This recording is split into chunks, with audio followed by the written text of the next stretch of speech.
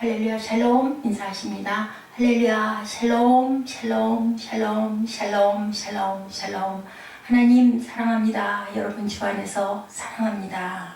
오늘은 열왕기하 21장 한 장을 우리 전체를 함께 합독해 봤습니다.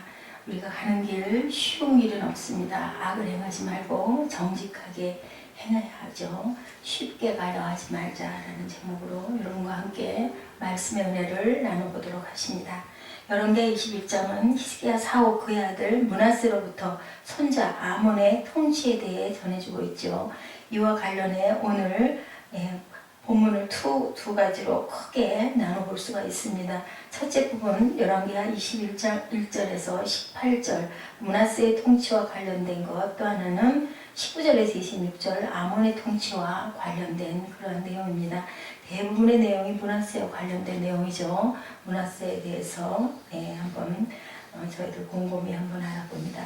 21장 전반 앞에 보면은 아주 악을 행하였다라고 계속 말씀하고 있죠. 그의 아버지 히스기야가 헐어버린 산당들을 다시 세우며 이스라엘 왕 아합의 행위를 따라 바알을 위하여 제단을 쌓고 아세라 목성을 만들고 하늘의 이를 성신을 경배하여 섬기며 야훼께서 전에 이르시기를 내가 내 이름을 예루살렘에 두리라 하신 여호와의 성전에 제단들을 쌓고 여호와의 성전 두 마당에 하늘의 일월 성신을 위하여 제단을 쌓고 자기 아들을 불 가운데로 지나게 하며 점치며 사수를 행하며 신적한 자와 박수를 신임하여 야훼께 모시게 악을 많이 행하여 그 진노를 일으켰다.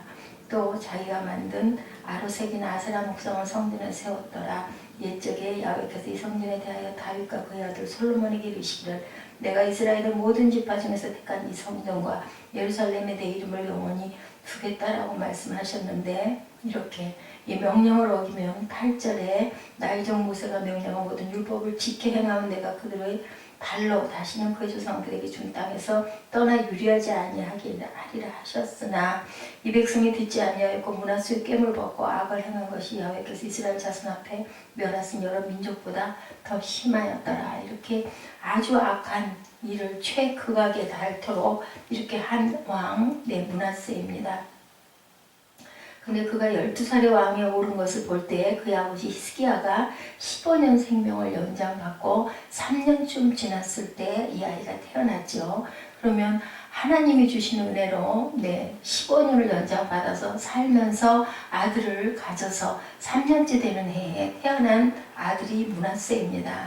잘한 것은 눈을 씻고 봐도 하나도 없고요. 악행은 정말 뭐라고 말할 수 없을 만큼, 거기서 더는 할 수 없을 만큼 아주 커다란 악행, 자기 아들을 불 가운데로 하나님이 가장 싫어하시는 그러한 그 일을 행한 그러한 왕인데, 아버지가 헐었던 산당을 세우고 바알과 아세라를 위한 제단을 만들고 일월 성신을 섬기고 아들을 불 가운데로, 이것은 이방의 제에 따라 아들을 불로 태워 제사를 지내는 거, 하나님이 아주 하지 말라고 했던 그런 아주 그 나쁜 신을 섬기는 거죠. 말로 형용하기 어려운 이런 일들. 그런데 그의 아버지 히스기야가 어떤 사람인지를 우리는 여기서 우아하지 않아 할 수 없어요. 어떻게 이렇게 다를까? 그죠? 어떻게 아들과 아버지가 이렇게 다를까? 어떻게 악해도 남유다와 북이스라엘 역사를 망라해 이토록 악한 왕이 없다고 할 정도로 그렇게 악하고요. 마치 누구와 같다고요? 마치 아하방, 그죠? 아하방 아주 악했었죠. 그 아하방과 비교해서 더 못하지 않을 만큼 그렇게 악했다. 아버지가 훌륭했다고 해서 아들까지 훌륭하라는 법은 없지만 그래도 대개는 비슷하게 닮지 않습니까? 어떻게 이렇게 악할 수가 있을까? 최초 아들을 므낫세라고 장명한 사람은 애국의 총리였던 요셉이 자기 아들을 므낫세라고 그렇게 지었죠. 그 모든 기억을 잊어버리고 싶어서 잊다라는 뜻으로 므낫세라고 했습니다. 얼마나 지난 삶이 고통스럽고 한이 되었고 고통의 삶이 첫 아들로 인해 다 사라졌으면 하는 그런 바람도 있었을 것이고요. 그런 각오도 있었을 것이고 또한 정말 잊혀진다는 그런 마음이 들었겠죠. 그래서 므낫세라고 이름을 지었는데 15년의 삶을 하나님께 연장받고 이 은혜의 15년 중 3년의 시간을 보내던 히스기야는 도대체 무엇을 잊어버리기 위해 아들의 이름을 므낫세라고 지었던 것일까요? 네. 우리는 그 이유에 대해서 명확히 아직 알 수는 없지만 어제 우리가 살펴본 것처럼 신앙의 근시안을 드러냈던 히스기야가 망각하지 말아야 할 것을 망각을 했다는 것을 짐작할 수 있습니다. 잊지 말아야 할 하나님의 은혜를 망각한 아버지와 더불어 12년을 산 거죠. 므낫세가 태어나서는 아버지가 뭐를 잊어버리지 말았어야 될까요? 하나님의 은혜를 잊어버리지 말아야 되는데 그만 잊어버렸다는 거죠. 잊어야 할 것들은 많이 있어요. 그렇게 망각은 인간에게 허락된 하나님의 축복입니다. 우리가 모든 걸 다 기억하고 산다면 아마 괴로워서 살 수가 없을 건데, 그런데 이렇게 잊을 수 있는 그러한 저희들의 망각을 주신 거, 그런 기능을 주신 거 정말 감사할 일인데 꼭 기억해야 할 것은 우리를 되게 하신 하나님을 우리는 잊지 말아야 됩니다. 므낫세는 바로 그 하나님을 망각했기에 유다 왕국 역사상 가장 타락한 왕이 되었던 거죠. 어떻게 이런 므낫세를 그냥 두실 수가 있었을까? 어떻게 55년 동안이나 통치를 할 수 있도록 하나님이 그냥 두셨을까? 그죠? 그 해답이 역대하 33장에서 발견되는데요. 하나님께서 악행을 저지른 므낫세 그 백성에게 선지자를 통해 말을 해도 듣지 않았어요. 하나님께서 아시리아의 왕의 군대를 보내 유다를 치게 하셨고 그들은 므낫세를 사로잡아 쇠사슬로 손을 묶어 바빌론으로 끌고 갔습니다. 하나님의 심판이었던 거죠. 그런데 그 다음에 일어난 일이 전혀 생각하지 못했던 반전이 역대하 33장 12, 13절에 증거하고 있습니다. 저희들 쉽게 이걸 풀어서 봤더니 므낫세는 고통을 당하는 가운데 그 하나님 야훼께 빌었어요. 므낫세는 자기가 조상들의 하나님 앞에서 저지른 일들을 뉘우칩니다. 므낫세가 기도드리니 야훼께서 들으시고 그를 또 불쌍히 여기셨어요. 그래서 여호와께서 그를 예루살렘으로 다시 돌려보내시고 그때야 므낫세는 야훼께서 참 하나님이심을 깨달았다는 거죠. 둘도 없는 패역한 왕이었지만 그가 심판의 자리에서 진심으로 뉘우치며 기도하니 하나님께서 그런 므낫세를 불쌍히 여기셔서 다시 왕으로 복권시켜 주시고 그때 므낫세는 비로소 자신의 죄와 패역조차 잊어주신 하나님을 아버지 하나님이 아닌 므낫세 하나님으로 만나게 된 거죠. 이렇게 우리가 고난을 통해서 다시 하나님을 만나기만 하고 말면 안 되고요. 회개하고 돌이켜서 하나님 앞에 온전한 모습이 되었을 때 하나님께서는 또 바라봐 주신다라는 거. 지금 저도 마찬가지입니다. 항상 잘못을 얼마나 많이 하는지 항상 금방 깨달았다가도 또 조그만한 사건이 일어나면 그냥 다시 마음이 어떻게 돼요? 그냥 아주 악해지죠. 악이 다시 일어나죠. 그런 그 마음들을 하나님께서는 계속 만져주시고 다스려주시고 또 그래도 또 깨어 일어나고 거기서 그냥 주저앉아버리고 아주 자버리면 그냥 우리는 어디로 들어가요? 사망으로 들어갈 수밖에 없는데 그래도 하나님께서 붙잡고 계셔서 또 아침에 일어나고 또 아침에 일어나면서 또 늦잠을 자기도 하고 있을 수 없는 일이라고 생각을 했는데 요즘에 제가 깜빡깜빡 늦잠을 자꾸 잡니다. 물론 핸드폰 시계가 알람이 울질 않았을 때도 있고 진동으로 오면 소리가 나질 않더라고요. 오늘 아침에는 진동도 아니었는데 또 오늘도 제가 지각을 했습니다. 이랬을 때 아이고 늦었는데 그냥 말지. 그러면 안 되죠. 다시 돌이키고 다시 일어나고 어떻게 하면 무슨 방법이 없을까.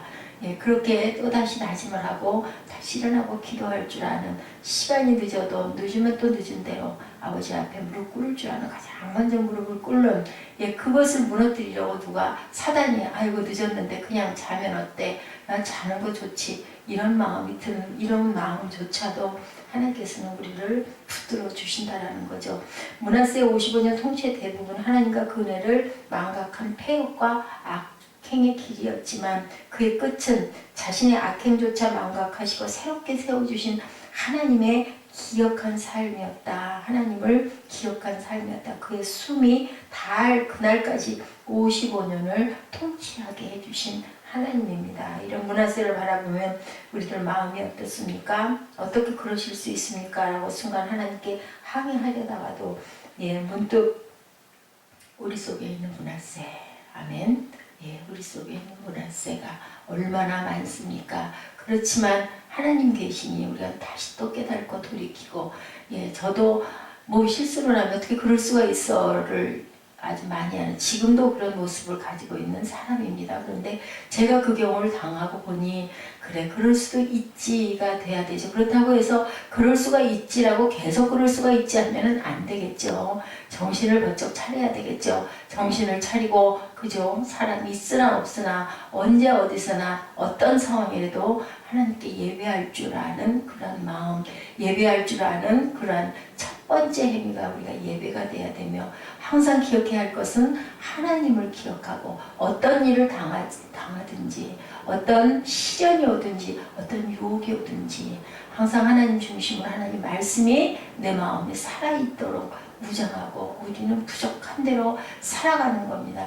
내가 이런 경우를 당해야 이런 사람들의 마음도 심령도 알 수가 있고요.